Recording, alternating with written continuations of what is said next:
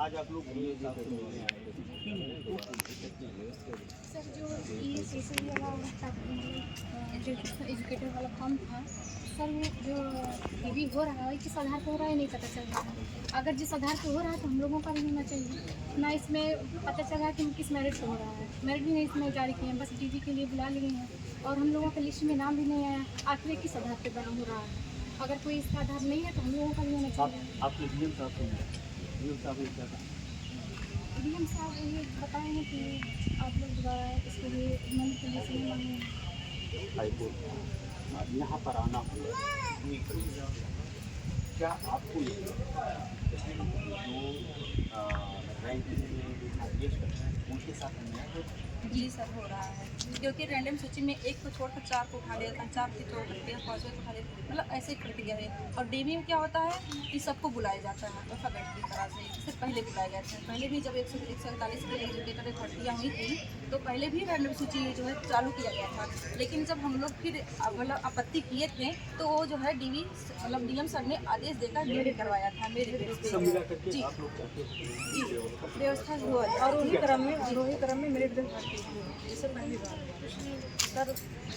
कैसे आप कह सकती हैं कि जो व्यवस्था है वो पारदर्शी नहीं है? कहीं न कहीं जो मेधावी रैंकिंग वाले अभ्यर्थी हैं उनके साथ अन्याय होता है, जो लोअर रैंकिंग वाले हैं वो चूज किए जा रहे हैं, हाईएस्ट रैंकिंग वाले तरीका ही गलत है रैंडम क्योंकि लाठी सिस्टम की तरह ये मतलब ये कहीं 1 को उठा रहे हैं, कहीं 15 को उठा रहे हैं, कहीं 28, 29 मतलब कहीं 20-30 साल से गए हट जा रहे हैं। ऐसे कितने लोग हैं जो लामबंद और जो अवरोही क्रम में सर होता है वो शिकायत करने के लिए पहुँचे? सभी लोग रखते हैं। सर हमको ने क्या कहा आपको क्या लगा कि सुनील साहब आपके बात को गंभीरता से नहीं है? हमको लगा है कि अब इतने लोग को बुलाए हैं तो मतलब रेंडमाइज करवा रहे हैं। हम लोग कहाँ अब कहें हैं कि मतलब इसको करवा के क्या अगर 1 महीने में आ जाएगा तो हम दिन रद्द करवा के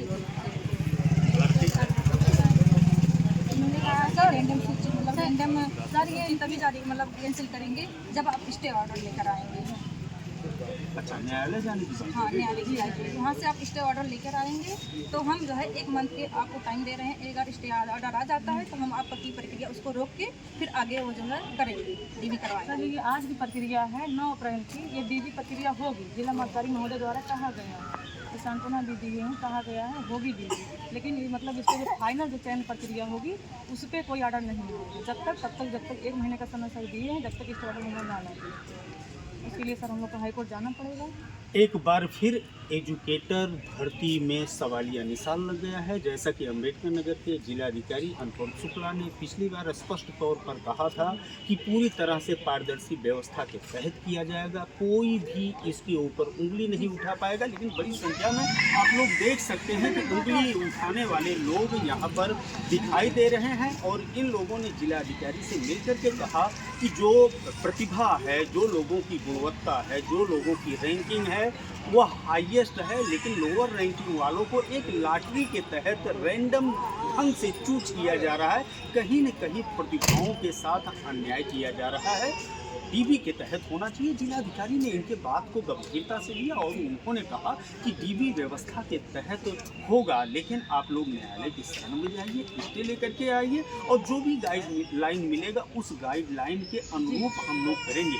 इन लोगों के चेहरे पर निराशा का भाव वैसे नहीं दिखाई दे रहा। अभी भी एक आशा की किरण इनके जहन में है, इनके चेहरे पर है।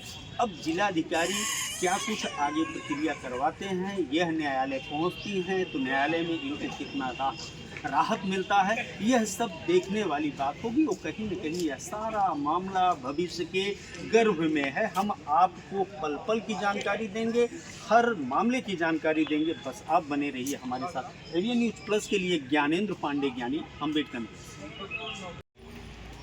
सब लोग आ गए।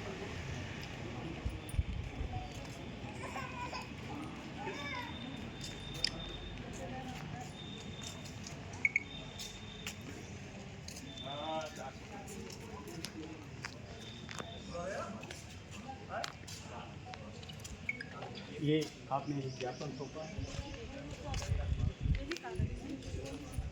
ये भी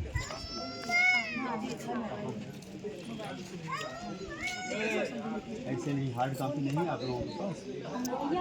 वो अंदर ले लेते हैं फोटो कॉपी तो करवा है तो दीजिए फोटो कॉपी इसको पकड़ो यार।